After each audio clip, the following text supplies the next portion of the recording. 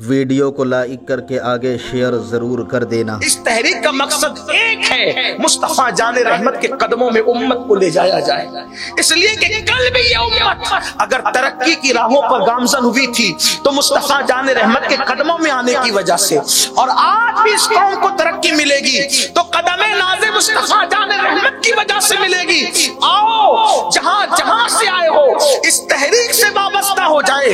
اس تحریک کا مقصد کچھ نہیں ہے، بس ایک ہے کہ اس قوم کے دل میں پھر سے عشق مصطفیٰ کی جوت جگا دی جائے، پھر سے لوگوں کے دلوں میں محبت رسول کا چراغ روشن کر دیا جائے، اس چنگاری کو شعلہ جوال بنا دیا جائے جس کو پانے کے بعد انسان اعلان کرنے لگتا ہے، اے عشق تیرے صدقے جلنے سے چھٹے سستے، جو آگ بجھا دے گی وہ آگ لگائی ہے۔ آئے ہم بھی کچھ کام کر جائیں، اپنے محلوں میں، اپنے علاقوں میں سنی دعوت اسلامی سے وابستہ ہوں۔ اس کا مقصد صاف صاف ہے، سیدھا سیدھا ہے۔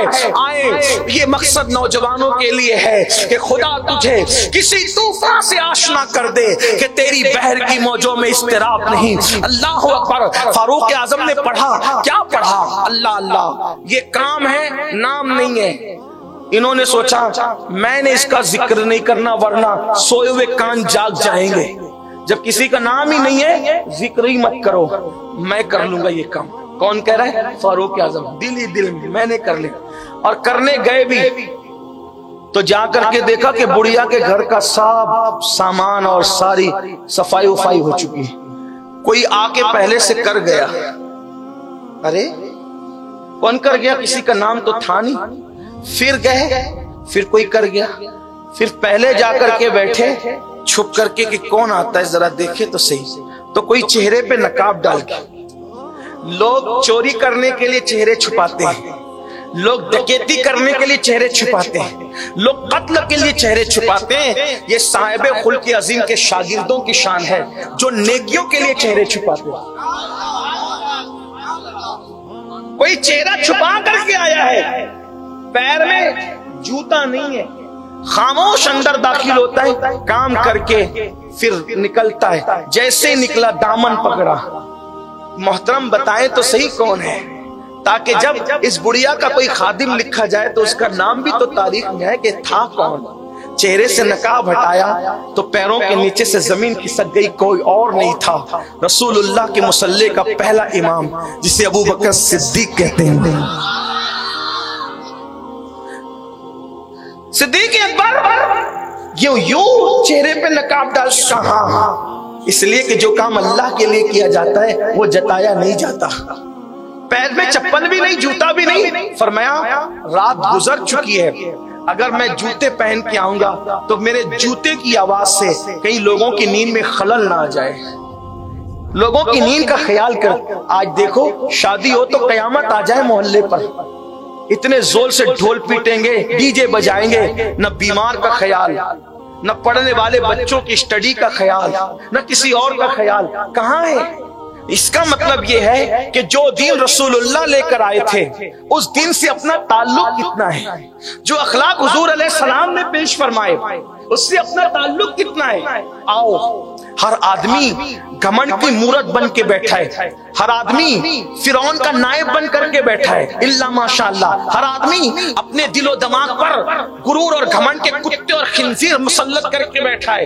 حضور علیہ الصلوۃ والتسلیم کی زندگی کہاں ہے؟ ان کے خلق عظیم کی تعلیمات کہاں ہیں؟ اگر کوئی بندے کے پاس شادی کا کارڈ لیٹ پہنچے تو وہ کہتا ہے مجھے تاخیر سے دعوت کیوں آئی، میں اس کی شادی میں نہیں جاؤں گا کیونکہ اس نے مجھے دیر سے دعوت دی۔ او گھمنڈ کا پتلا، تجھے دیر سے دعوت ملی ہے۔ میرے نبی کی شان تو یہ تھی کہ اگر مدینہ منورہ کے بچے حضور کو چلتے چلتے ہاتھ پکڑ کے کہتے حضور ہمارے گھر چل کے کھانا کھا لیجئے، اور حضور علیہ السلام کو بھوک لگتی تو ننھے بچوں کے ہاتھ پکڑنے کی بنیاد پر حضور بڑی سادگی سے ان کے گھروں کی طرف چل جایا کرتے تھے۔ آپ سے پوچھتا ہوں وہ اخلاق کہاں رہ گئے؟ وہ اخلاق زندگی میں کہاں ہے؟ لیکن یہ بات ضرور کہوں گا، آج اخلاق بیان کرنے کے لیے ہے، عمل کے لیے کہاں ہے؟ آؤ حضور کے اخلاق کی طرف رجوع کرو۔ میرے آقا علیہ السلام فرماتے ہیں، اس پر میں اپنی بات مکمل کر لوں گا، آقا فرماتے ہیں میرے اللہ نے مجھے ادب سکھایا، میرے اللہ نے مجھے اخلاق سکھائے، میرے اللہ نے مجھے اخلاق سکھائے، ادب سکھایا، مجھے ادب سکھانے والا میرا اللہ ہے۔ اسی لیے حضور کی خصوصیت ہے صلی اللہ علیہ وآلہ وسلم کہ میرے آقا علیہ السلام کسی انسان کے شاگرد نہیں ہے، میرے آقا ڈائریکٹ اللہ کے شاگرد ہیں، اور یہ خصوصیت کسی کو حاصل نہیں، کسی کو حاصل، یہ صرف مصطفیٰ جان رحمت کے شاگرد، وہ ڈائریکٹ اللہ رب العزت کے شاگرد ہیں۔ آقا فرماتے اللہ نے مجھے 3 باتیں سکھائی۔ فرمایا نمبر 1، جو تجھے توڑے تو اس کو جوڑ۔ ہائے کاش یہ امت جوڑنے کا کام کر، آؤ جوڑو۔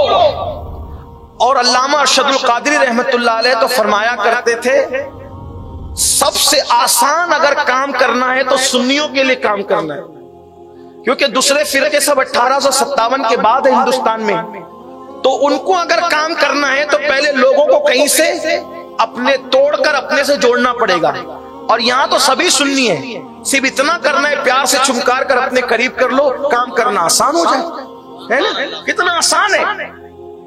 تو میرے آقا علیہ السلام کی تعلیم ہے جو تم کو توڑے جوڑو، آئے جوڑنے کا کام کر۔ اور یہ بھی حدیث پاک کا مفہوم ہے، جو بندوں کو جوڑتا ہے وہ اللہ سے جڑ جاتا ہے۔ اللہ سے جڑنے کا آسان طریقہ، بندوں کو جوڑو، اللہ کی رحمت سے جڑ جاؤ گے۔ بلکہ سیدنا امام جعفر صادق تو فرماتے ہیں کہ روئے زمین پر جتنے ذرات ہیں اتنے اللہ تک پہنچنے کے راستے ہیں، اور اللہ سے اللہ کی طرف پہنچنے کا سب سے قریبی جو شارٹ کٹ راستہ ہے وہ اللہ کے بندوں کی خدمت ہے۔ خدمت خلق سے اللہ جتنی جلدی ملتا ہے اتنا کسی کام سے نہیں ملتا۔ تو فرمایا جوڑو، آقا فرماتے میرے اللہ نے مجھے حکم دیا جو تجھے توڑے تو اس کو جوڑ۔ پھر فرمایا جو تجھ سے دور بھاگے تو اس کے قریب جی۔ بہت نفس پہ گرا گزرتا ہے میرے بھائی، دور جانے والوں کے قریب جانا آسان نہیں، ہاں، لیکن جو چلا جائے پھر اس کے وارے نیرے ہو جائے، کیونکہ حضور علیہ السلام کی عظیم سنت ہے۔ فرمایا جو تجھ سے دور بھاگے تو اس کے قریب جا، اور پھر فرمایا جو تجھے محروم کرے تو اس کو عطا کر۔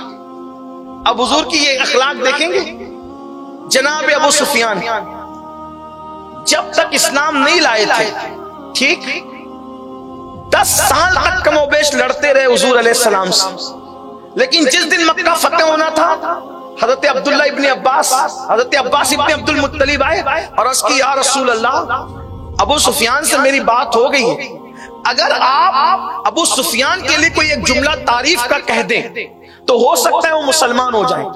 اب حضرت عباس کیا سوچ رہے ہیں کہ حضور کی زبان پر نام آ جائے ابو سفیان کا تو یہ حضور کی طرف آ جائیں، اسلام قبول کر لیں۔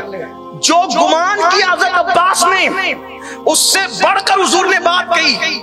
دیکھو جس نے 10 سال تک جنگ کی، بدر ان کی وجہ سے، احد ان کی وجہ سے، خندق ان کی وجہ سے، یہ ساری جنگیں انہی کی وجہ سے، انہوں نے لوگوں کو ابھارا، وہ کیا وہ کیا وہ کیا، ساری چیزیں کی، اور جو نقصان ہوا وہ آپ جانتے ہیں، سیرت میں تاریخ میں موجود ہے۔ لیکن حضرت عباس کہتے حضور اگر آپ ایک جملہ ان کا نام لے کر کے کہہ دیں یہ سرداروں میں ہے تو کچھ کام بن جائے۔ تو حضور علیہ السلام نے حضرت عباس کے گمان سے بڑھ کر کے بات کہی، فرمایا لوگوں جو ابو سفیان کے گھر میں داخل ہو جائے گا میں اس کو امان عطا کرتا ہوں، اس کے ساتھ کوئی مواخذہ نہیں کیا جائے گا۔ تو جناب ابو سفیان نے سوچا حضور نے میرے گھر کو اتنا بڑا مرتبہ دے دیا، اتنا بڑا مقام دے دیا، تو ابو سفیان اس جملے کو سن کر مسلمان ہو گئے، کلمہ پڑھ لیا اور مسلمان ہو گئے ابو سفیان، کیونکہ آقا نے فرمایا جو ابو سفیان کے گھر میں آ جائے، حالانکہ 10 سال جس سے جنگ ہوتی رہی اس کے گھر کو دارالامان قرار دینا آسان بات ہے،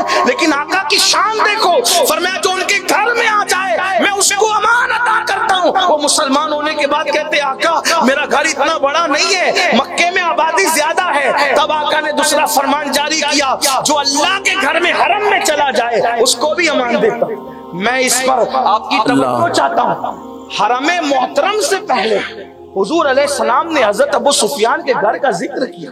دیکھو تو صحیح، کسی کو اپنا بنانے کا انداز تو دیکھو، किसी को अपने से जोड़ने का तरीका तो देखो। और जब उन्होंने कहा मेरा घर इतना बड़ा नहीं है, तो फरमाया जो अल्लाह के घर में दाखिल हो जाए मैं उसको भी अमान देता हूँ। फिर उन्होंने तीसरी बार अर्ज किया, या रसूल अल्लाह, हरम भी इतना बड़ा नहीं है कि मक्के की आबादी एक साथ हरम में आ जाए। तो फरमाया ठीक है, जो अपने दरवाजे बंद कर लेगा मैं उसको भी अमान अता करता हूँ, उसके साथ कोई मुश्किल। सुभान अल्लाह। नारे तकबीर, नारे रिसालत, औलाद गौसे आज़म। मेरे आका अलैहिस्सलाम के दीवानों, इससे हमें पता चला कि अगर मुखालिफिन को अपना बनाने के लिए जो है वो इस तरीके से जो है इज्जतें दी जाए तो हम लोगों को अपने करीब कर सकते हैं। लेकिन आज तो अपने सगे भाई से अपनी बातचीत बंद है। माँ भी घर में नहीं है, माँ को बहनों के यहाँ पहुंचा दिया गया है। किस अखलाक की हम बात करते हैं। जो कौम अपने बूढ़े माँ बाप के साथ अच्छा सलूक न कर सके, वो दुश्मनों के साथ अच्छा सलूक करने के लिए जिगर कहाँ से लाएंगे, दिल कहाँ से लाएंगे। जो अपनों के साथ, अपने भाइयों के साथ अच्छा सलूक न कर सके, मगर सुन लो, अपने किरदार को गंदगी में डुबाकर सजदों की बुनियाद पर जन्नत ढूंढने वाली कौम। अच्छी तरह याद रखना, मेरे आका ने फरमाया जिसके दिल में किसी मुसलमान के लिए कीना हो, न उसके सजदे सर के ऊपर जाते हैं, न उसकी दुआ सर के ऊपर जाती है। और एक बात आपको बताऊं, बल्कि मेरे आका ने फरमाया अगर 3 दिन से ज्यादा मुसलमान एक दूसरे से बात बंद रखें तो न उसके सजदे सर के ऊपर जाएंगे, न दुआ सर के ऊपर जाएगी। जो एंड करने चला था वो ये कि एक मर्तबा हमारे मुर्शिद ख्वाजा नसीरुद्दीन चिराग दहलवी सिलसिले चिश्तिया अहले बहश्तिया में हमारे मुर्शिदों में होते हैं। अल्हम्दुलिल्लाह हम इब्तिदान तो चूंकि मुरीद है कादरी, लेकिन चिश्तियत की निस्बतें भी हासिल हैं। और वैसे भी मैं लोगों को कहता हूँ, हिंदुस्तान में जो भी मुसलमान पैदा हो वो गरीब नवाज की वजह से पहले चिश्ती है, बाद में सब कुछ है। हमारे लिए गौस पाक की चौखट मिली गरीब नवाज की वजह से, इमाम हुसैन की चौखट मिली गरीब नवाज की वजह से। हमारे लिए गरीब नवाज हिंदुस्तान में जो है वो सारी निस्बतों से पहली निस्बत गरीब नवाज की, बल्कि ईमान मिला गरीब नवाज की। यहाँ किसी की होशियारी नहीं चल सकती गरीब नवाज को छोड़कर। हाँ, जिसको रहना है वो गरीब नवाज का गुलाम बन के रहेगा तो अमान में रहेगा, और गरीब नवाज के मुकाबले में आएगा तो गिरफ्तार करके जिंदा दे दिया जाएगा और फिर उसका सर भी कट जाएगा। याद रखना, जान की अमान चाहते हो और ईमान की अमान चाहते हो तो गरीब नवाज के बन के रहना। वरना देखना जिन्होंने बगावत का ऐलान किया आज नस्लें दर बदर फिर रही है। इसलिए गरीब नवाज अल्लाह के रसूल ने दिया हिंदुस्तान गरीब नवाज को, हुजूर ने अता फरमाया। बहरहाल तो बात दूर न निकले, मैं अपनी बात खत्म कर दूं, चूंकि इशा का वक्त हो गया कि कायदे मोहतरम की गुफ्तगू और बहुत खूबसूरत गुफ्तगू होगी, बड़ी संजीदा और दिल पजीर होगी। मैं तो यूं ही हजरत के आने तक आपको महफिल में बिठाने के लिए एक शम्मा खराशी के तौर पर जब वो आ गया हूँ। कहने वाले ने कहा है बक गया हूँ जुनू में मैं क्या क्या, कुछ न समझे खुदा करे कोई। इस तरह की बात है, अपने बेदोड़ जोड़ जुमलों की हैसियत क्या है। लेकिन आप सुन लें, हजरत सरकार नसीरुद्दीन चिराग दहलवी, जिसके लिए सरकार महबूब इलाही कहते थे निजाम चाहे खुसरो और अल्लाह चाहे नसीर, वो नसीरुद्दीन है चिराग दहलवी। तो सरकार नसीर के पास एक मुरीद आया और कहता हुजूर मेरा पड़ोसी बहुत सता रहा है। यानी वो मुरीद लोग भी चाहते हैं या मसला पूछने वाले चाहते हैं कि अपने मन का जवाब मिले हमें। तो सरकार नसीर से वो क्या जवाब चाहता था, आप मुझे इजाजत दे दे कि मैं आस्तीन चढ़ा के उसको मार पीट करूं, यानी ये चाहता था। अब वो सूफिया लोग, अल्लाह वाले लोग कहा हुजूर बहुत सताता है, ये करता है, वो करता है, वो करता है, खूब गिनाया ताकि मर्जी का जवाब मिले। सरकार नसीर ने सब सुन के फरमाया बेटा, कांटों के मुकाबले में कांटे नहीं बिछाए जाते हैं। अगर कांटों के मुकाबले में कांटे बिछाओगे तो पूरी दुनिया कांटों से भर जाएगी। कांटे बिछाने वाले मत बनो, कांटे उठाने वाले बनो। कांटे बिछा कर सुकून नहीं मिलता, कांटे उठा कर सुकून मिलता है। यही अपने नबी का खुल्क अजीम है। अल्लाह हम सबको अमल की तौफीक दे। गुफ्तगू के दरमियान अगर कोई गलती हो गई हो अल्लाह ताला माफ फरमाए। वीडियो को लाइक करके आगे शेयर जरूर कर देना।